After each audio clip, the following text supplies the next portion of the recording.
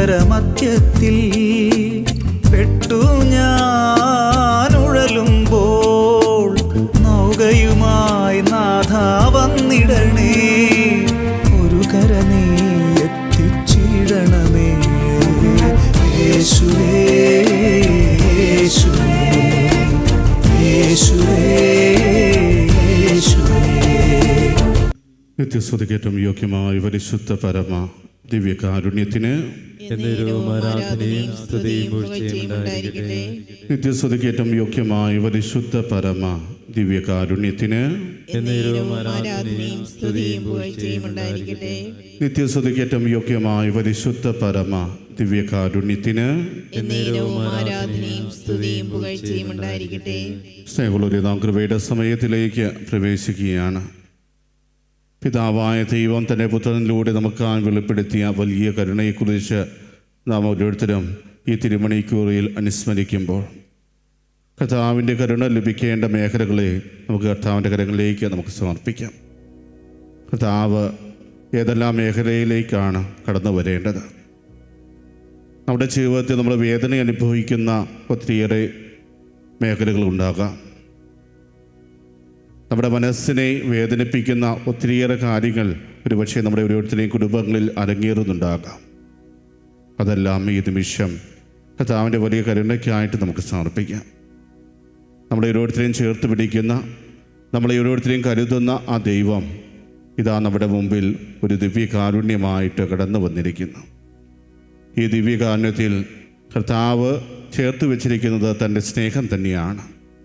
ആ സ്നേഹം അതേ തീഷ്ണതയോടെ അനുഭവിക്കുവാൻ നമുക്ക് കർത്താവിൻ്റെ മുമ്പിൽ യാചിക്കാം. നമ്മളെ ഓരോരുത്തരെയും സൗഖ്യം നൽകി അനുഗ്രഹിക്കുന്ന കർത്താവിൻ്റെ മുമ്പിൽ നാം ആയിരിക്കുമ്പോൾ ഇന്നേ ദിവസം മത്തായിയുടെ സുവിശേഷം 8-ാം അധ്യായം 14 മുതലുള്ള തിരുവചനങ്ങൾ വായിച്ച് നമുക്ക് ധ്യാനിക്കാം. യേശു പത്രോസിൻ്റെ വീട്ടിലെത്തിയപ്പോൾ അവൻ്റെ അമ്മായിയമ്മ പനി പിടിച്ച് കിടക്കുന്നത് കണ്ടു. അവൻ അവളുടെ കയ്യിൽ സ്പർശിച്ചു. പനി അവളെ വിട്ടുമാറി. അവൾ എഴുന്നേറ്റ് അവനെ ശുശ്രൂഷിച്ചു. സായാഹ്നമായപ്പോൾ അനേകം പിശാച് ബാധിതരെ അവർ അവൻ്റെ അടുത്ത് കൊണ്ടുവന്നു. അവൻ അശുദ്ധാത്മാക്കളെ വചനം കൊണ്ട് പുറത്താക്കുകയും എല്ലാ രോഗികളെയും സുഖപ്പെടുത്തുകയും ചെയ്തു. അവൻ നമ്മുടെ ബലഹീനതകൾ ഏറ്റെടുക്കുകയും രോഗങ്ങൾ വഹിക്കുകയും ചെയ്തു എന്ന് യേശയ്യാ പ്രവചിച്ചത് അങ്ങനെ നിറവേറി. വിശാൽ സ്നേഹമുള്ളവരെ, പത്രോസിൻ്റെ അമ്മായിയമ്മയെ സുഖപ്പെടുത്തുന്ന ഈ രംഗം തീർച്ചയായും യേശുനാഥൻ്റെ ജീവിതത്തിൽ ഏറ്റവും പ്രധാനപ്പെട്ട ഒന്നായിരുന്നു. തൻ്റെ പരസ്യ ജീവിതം ആരംഭിച്ചതിന് ശേഷം ഒത്തിരിയേറെ രോഗസൗഖ്യങ്ങൾ അവിടുന്ന് നൽകിയിട്ടുണ്ട്. അങ്ങനെ പത്രോസിൻ്റെ ഭവനത്തിലേക്ക് കടന്നു വരുമ്പോൾ അമ്മായിയമ്മ ഇതാ പനി പിടിച്ച് കിടക്കുന്നത് കാണുന്ന യേശുനാഥൻ അവളെ കയ്യിൽ സ്പർശിച്ചുകൊണ്ട് സുഖപ്പെടുത്തുകയാണ്. ഇന്ന് നാം എല്ലാവരും തന്നെ രോഗസൗഖ്യത്തിന് വേണ്ടി കർത്താവിനെ സമീപിക്കുന്നവരാണ്. പലപ്പോഴും കർത്താവിൻ്റെ സന്നിധിയിൽ പ്രാർത്ഥിക്കുമ്പോൾ നമുക്കുള്ള ഒരു പ്രതീക്ഷ രോഗസൗഖ്യം ലഭിക്കും എന്നുള്ളത് തന്നെയാണ്. എന്നാൽ കർത്താവിനെ സമീപിക്കുന്ന എല്ലാവരും സുഖം പ്രാപിക്കുന്നുണ്ടോ എന്ന് ചോദിച്ചാൽ ഇന്നത്തെ ഈ ഒരു കാലഘട്ടത്തിൽ ഇല്ല എന്നാണ് നമുക്ക് പറയുവാൻ സാധിക്കുക. എന്നാൽ പത്രോസിൻ്റെ അമ്മായിയമ്മയെ സുഖപ്പെടുത്തിയ കർത്താവ് അന്ന് സായാഹ്നമായപ്പോൾ അവൻ്റെ അടുക്കിലേക്ക് കൊണ്ടുവന്ന എല്ലാ രോഗികളെയും സുഖപ്പെടുത്തുന്നത് നമ്മൾ കാണുന്നു. പിന്നെ എന്തുകൊണ്ടാണ് കർത്താവിനെ സമീപിക്കുന്ന നമുക്ക് ആ രോഗസൗഖ്യം സ്വന്തമാക്കാൻ സാധിക്കാതെ പോകുന്നത്? കർത്താവ് നൽകുന്ന ആ സൗഖ്യം നമ്മുടെ ഓരോരുത്തരുടെയും ജീവിതത്തിൽ ഏറ്റെടുക്കുവാൻ നമുക്ക് സാധിക്കാതെ പോകുന്നത് എന്തുകൊണ്ടാണ്? പ്രിയമുള്ളവരെ, കർത്താവിൻ്റെ സന്നിധിയിൽ നമ്മൾ രോഗസൗഖ്യത്തിന് വേണ്ടിയാണ് സമീപിക്കുന്നതെങ്കിൽ നമ്മുടെ ജീവിതത്തിൽ നമ്മൾ നിറവേറ്റേണ്ട കുറച്ച് കാര്യങ്ങളുണ്ട്. അത് നമ്മുടെ മനസ്സിൽ നിന്ന് പൂർണ്ണമായും വിദ്വേഷത്തിൻ്റെ ചിന്തകൾ എടുത്തു മാറ്റുക എന്നുള്ളതാണ്. നീ കർത്താവിനെ സമീപിക്കുമ്പോൾ നിൻ്റെ മനസ്സിൽ വിദ്വേഷത്തിൻ്റേതായ ഒരു ചിന്തകളും പാടില്ല. നിൻ്റെ മനസ്സിൽ നിൻ്റെ സഹോദരങ്ങളോട് വെറുപ്പ് പാടില്ല. എല്ലാവരെയും സ്നേഹിക്കുന്ന, എല്ലാവരോടും ക്ഷമിക്കുന്ന ഒരു ഹൃദയത്തോടു കൂടിയായിരിക്കണം നീ കർത്താവിൻ്റെ സന്നിധിയിലേക്ക് കടന്നു വരേണ്ടത്. നമ്മുടെ ജീവിതത്തിൽ നമ്മളോട് ഒത്തിരിയേറെ തെറ്റ് ചെയ്ത ആളുകളുണ്ടാകാം. നമ്മളെ ഒത്തിരിയേറെ വേദനിപ്പിച്ച ആളുകളുണ്ടാകാം. നമ്മളെ സമൂഹത്തിൽ മറ്റുള്ളവരുടെ മുമ്പിൽ കളിയാക്കി കാണിച്ചവർ, നമ്മുടെ പേര് നശിപ്പിച്ചവർ, അങ്ങനെ നമ്മുടെ ജീവിതത്തിൽ നമ്മളെ വേദനയിലേക്ക് തള്ളിവിട്ട ഒത്തിരിയേറെ ആളുകൾ നമ്മുടെ ചുറ്റുപാടുമുണ്ടാകാം. അങ്ങനെയുള്ള എല്ലാവരോടും ക്ഷമിക്കുവാൻ നമുക്ക് സാധിക്കണം. ആ ഒരു ക്ഷമിക്കുന്ന സ്നേഹമാണ് കർത്താവ് നമ്മളിൽ നിന്ന് പ്രതീക്ഷിക്കുക. എങ്കിൽ മാത്രമാണ് കർത്താവിനെ സമീപിക്കുന്ന വ്യക്തികൾക്ക് അവിടുത്തെ സൗഖ്യം അനുഭവിക്കുവാൻ സാധിക്കുകയുള്ളൂ. പ്രിയമുള്ളവരെ, കർത്താവ് എല്ലാവരോടും ഒരുപോലെ സ്നേഹം പ്രകടിപ്പിക്കുന്നു എന്ന് നമ്മൾ വായിച്ചു കേട്ടിട്ടുള്ളതാണ്. ദുഷ്ടരെന്നോ ശിഷ്ടരോ എന്നില്ലാതെ, നീതിമാനാണെന്നോ നീതിരഹിതനാണെന്നോ ചിന്തിക്കാതെ, വേർതിരിക്കാതെ എല്ലാവരെയും ഒരുപോലെ സ്നേഹിക്കുന്ന ദൈവം. ആ ദൈവത്തിൻ്റെ മുമ്പിൽ നമ്മുടെ ഹൃദയത്തിൻ്റെ വിശുദ്ധി ഒത്തിരിയേറെ പ്രധാനപ്പെട്ട ഒന്നാണ്. ഹൃദയ പരിശുദ്ധിയോടുകൂടെ കർത്താവിനെ സമീപിക്കുമ്പോൾ പ്രിയമുള്ളവരെ, കർത്താവിനെ നമ്മുടെ ജീവിതത്തിൽ കടന്നു വന്ന് പ്രവർത്തിക്കാതിരിക്കുവാൻ സാധിക്കില്ല. കർത്താവിനെ ആ ഒരു തലത്തിലേക്ക് എത്തിക്കണമെങ്കിൽ നമ്മൾ ചെയ്യേണ്ടത് എന്താണ്? ആ ഒരു പരിശുദ്ധി നമ്മുടെ ജീവിതത്തിൽ നിലനിർത്തുക എന്നുള്ളതാണ്. ആ ഒരു പരിശുദ്ധിയിലേക്ക് നയിക്കുന്ന രീതിയിൽ നമ്മളെ തന്നെ മാറ്റുക എന്നുള്ളതാണ്. പ്രിയമുള്ളവരെ, കർത്താവ് നമ്മുടെ ഓരോരുത്തരും ജീവിതത്തിലേക്ക് കടന്നു വരുമ്പോൾ നമ്മൾ എല്ലാവരും എപ്രകാരമാണ് അവിടുത്തെ സ്വീകരിക്കേണ്ടത്? പത്രോസിൻ്റെ അമ്മായിയമ്മ പനി പിടിച്ച് കിടക്കുന്ന വേളയിൽ അവളുടെ ഭവനത്തിലേക്ക് കർത്താവ് കടന്നു വന്നു. അവൾ പനി പിടിച്ച് കിടക്കുകയാണ് എന്ന് തിരിച്ചറിഞ്ഞപ്പോൾ അവളുടെ കൈകളിൽ സ്പർശിച്ചു, അവൾ സുഖം പ്രാപിച്ചു. പിന്നീട് അവൾ ചെയ്യുന്നത്, ഇത്രയും ദിവസം ഒത്തിരിയേറെ അസുഖം ബാധിച്ച് കിടന്ന വ്യക്തിയാണ്, എനിക്ക് അല്പസമയം കൂടി വിശ്രമിക്കാം എന്നല്ല, മറിച്ച് തന്നെ സുഖപ്പെടുത്തിയ കർത്താവിന് വേണ്ടി അവൾ ശുശ്രൂഷ ചെയ്തു. അവൾ എഴുന്നേറ്റ് അവരെ ശുശ്രൂഷിക്കുവാൻ തുടങ്ങി എന്നാണ് വചനം പറയുക.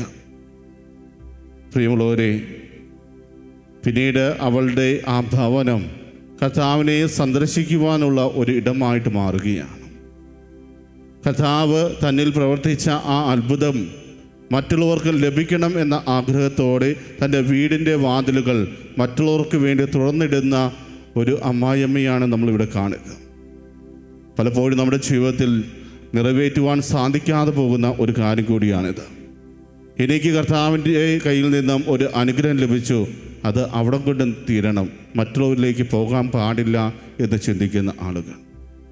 എനിക്ക് കർത്താവ് നൽകിയ അനുഗ്രഹങ്ങൾ അതുപോലെ മറ്റുള്ളവർക്ക് ലഭിക്കണമെന്ന് ആഗ്രഹിച്ച് പ്രാർത്ഥിക്കുന്ന വ്യക്തികൾ വളരെ ചുരുക്കമാണ്.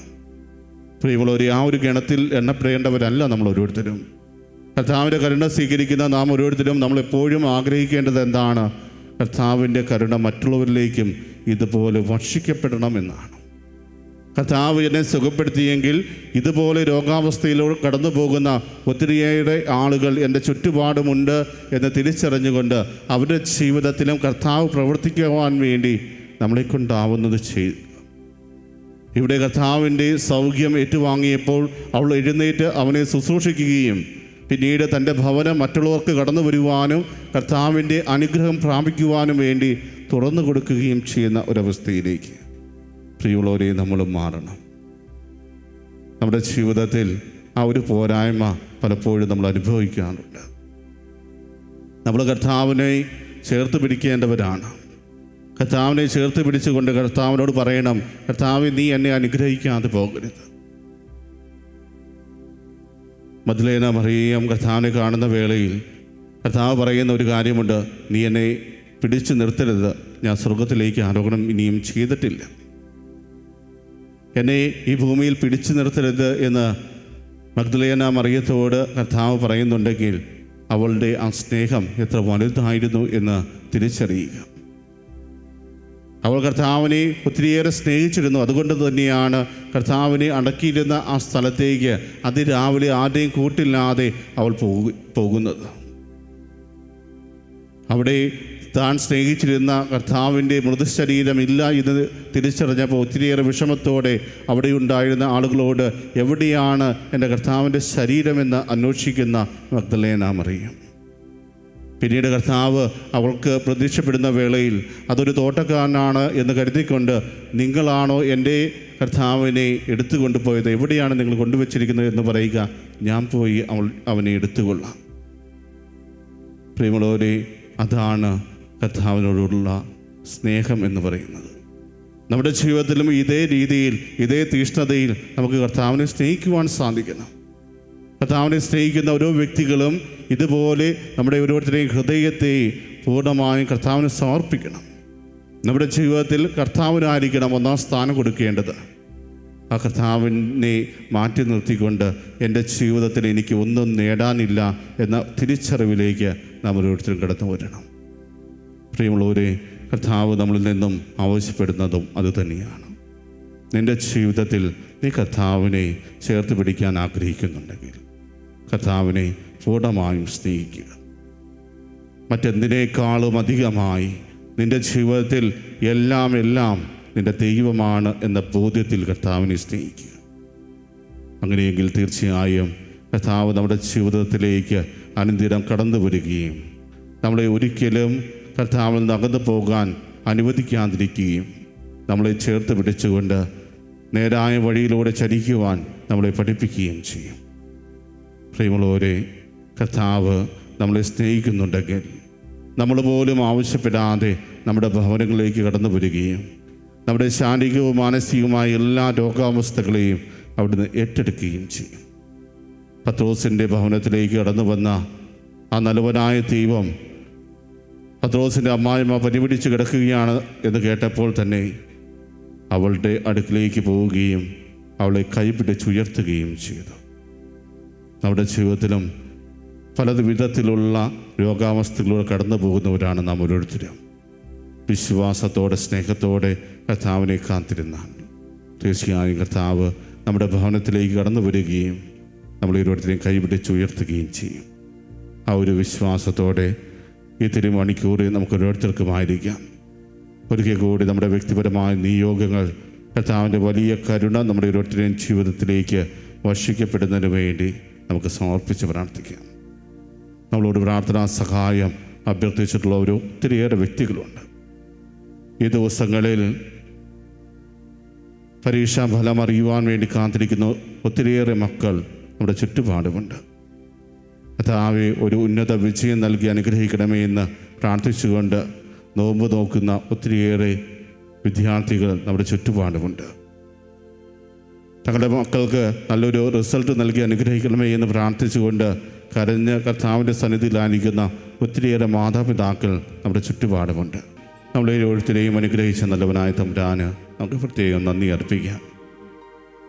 നമ്മുടെ ഓരോരുത്തരുടെയും ജീവിതത്തിൽ കർത്താവ് സൗഖ്യം പ്രദാനം ചെയ്യണമെങ്കിൽ നമുക്ക് ആവശ്യമായത് നമ്മുടെ ഹൃദയങ്ങളെ പരിശുദ്ധിയോടുകൂടെ കാത്തു സൂക്ഷിക്കുക എന്നുള്ളതാണ്. അതിനായി നമ്മുടെ ജീവിതത്തിൽ നിന്നും വെറുപ്പിൻ്റെയും വിദ്വേഷത്തിൻ്റേതുമായ ചിന്തകൾ എടുത്തു മാറ്റുകയും എല്ലാവരോടും പൂർണ്ണമായി ക്ഷമിക്കുകയും ചെയ്യണം. ആ ഒരു കൃപയ്ക്ക് വേണ്ടി കർത്താവിൻ്റെ സന്നിധിയിൽ പ്രാർത്ഥിച്ചുകൊണ്ട് നമുക്ക് കർത്താവിൻ്റെ ആശീർവാദം ഏറ്റുവാങ്ങാം.